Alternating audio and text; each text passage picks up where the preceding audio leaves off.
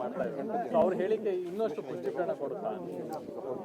ಈ ಹೇಳಿಕೆನೇ ನಾನು ಖಂಡಿಸ್ತೀನಿ. First of all, ಒಬ್ಬ ಮಂತ್ರಿಯಾಗಿ ಸಂವಿಧಾನ ಕರ್ನಾಟಕದ ಅಖಂಡ ಕರ್ನಾಟಕದ ಕನ್ನಡದ ಒಂದು ರಾಜ್ಯದಲ್ಲಿ ಸಂವಿಧಾನದ ಅಡಿಯಲ್ಲಿ ಸ್ವೇರ್ ಮಾಡಿ ಪ್ರಮಾಣ ವಚನ ಮಾಡಿ ಇವತ್ತು ಈಗಾಗಲೇ ನಮ್ಮಲ್ಲಿ ಬಡದಾಟಗಳು ಮಹಾರಾಷ್ಟ್ರದ ಪುಂಡ್ರ ಗಲಾಟೆ ಯಾವಾಗೂ ಇದ್ದಿದ್ದೆ.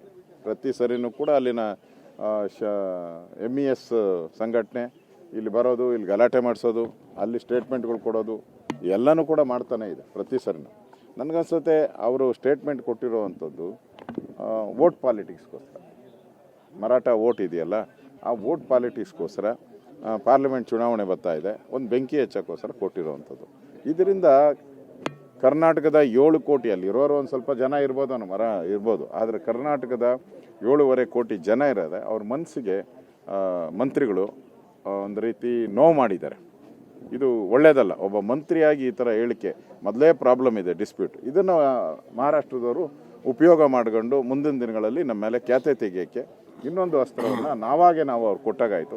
ಕಾಂಗ್ರೆಸ್ ಅವ್ರಿಗೆ ಯಾಕೆ ಈ ವಕ್ರ ಬುದ್ಧಿ ಕಾಂಗ್ರೆಸ್ ಅವ್ರಿಗೆ ನಿರಂತರವಾಗಿ ವಕ್ರ ಬುದ್ಧಿ ಮಾಡಿ ಅವರು ಅನ್ಯಾಯ ಆಗ್ತಾರೆ. ಈಗ ಪಾರ್ಲಿಮೆಂಟ್ ಚುನಾವಣೆ ಬರುವಂಥ ಸಂದರ್ಭದಲ್ಲಿ ಈ ವಕ್ರ ಬುದ್ಧಿಯನ್ನು ತೋರಿಸುವಂಥ ಅವಶ್ಯಕತೆ ಇತ್ತ.